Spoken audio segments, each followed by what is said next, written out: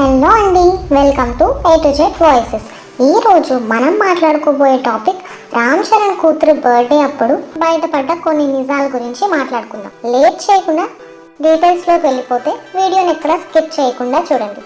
Global star Ram Charan ఉపాసన దాదాపు పెళ్ళయి 10 ఏళ్లు దాటిన తర్వాత పండంటి ఆడబిడ్డకు జన్మనిచ్చారు.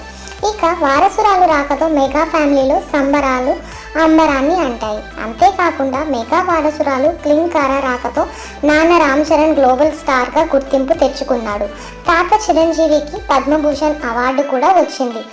చిన్ననాన్న Pawan Kalyan AP deputy CM అయ్యాడు. దీంతో మెగా ఫ్యాన్స్ సంబరాలు చేసుకుంటున్నారు. ఇక క్లింకార పుట్టి సంవత్సరం కావడంతో తాజాగా పుట్టినరోజు వేడుకలు కూడా ఘనంగా నిర్వహించారు. దీంతో ఇప్పుడు నెట్టింట కొత్త చర్చ మొదలైంది. అయితే 10 ఏళ్ల నుంచి పవన్ కళ్యాణ్ రాజకీయాల్లో కష్టపడుతున్న విషయం తెలిసిందే.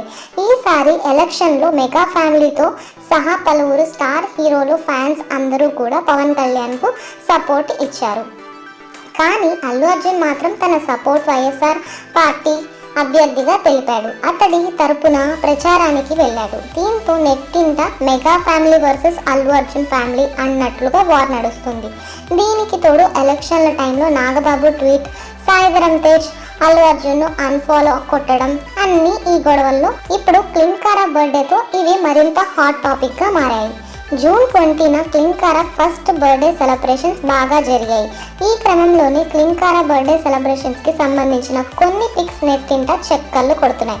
అయితే ఈ ఫొటోస్లో ఎక్కడా కూడా అల్లు అర్జున్ ఫ్యామిలీకి సంబంధించిన వాళ్ళు కనిపించలేదు. మెగా వారసురాలు క్లింకార పుట్టినరోజు వేడుకలలో అల్లు ఫ్యామిలీ నుంచి ఒక్కరు కూడా హాజరు కాకపోవడం అందరినీ షాక్కు గురి చేసింది. దీంతో మొన్నటి వరకు సోషల్ మీడియాలో వచ్చే వార్తలు ఏమో అనుకున్నాం, కానీ బర్త్డే వేడుకల్లో కన్ఫర్మ్ అయింది అంటూ కామెంట్లు పెడుతున్నారు నెటిజన్లు.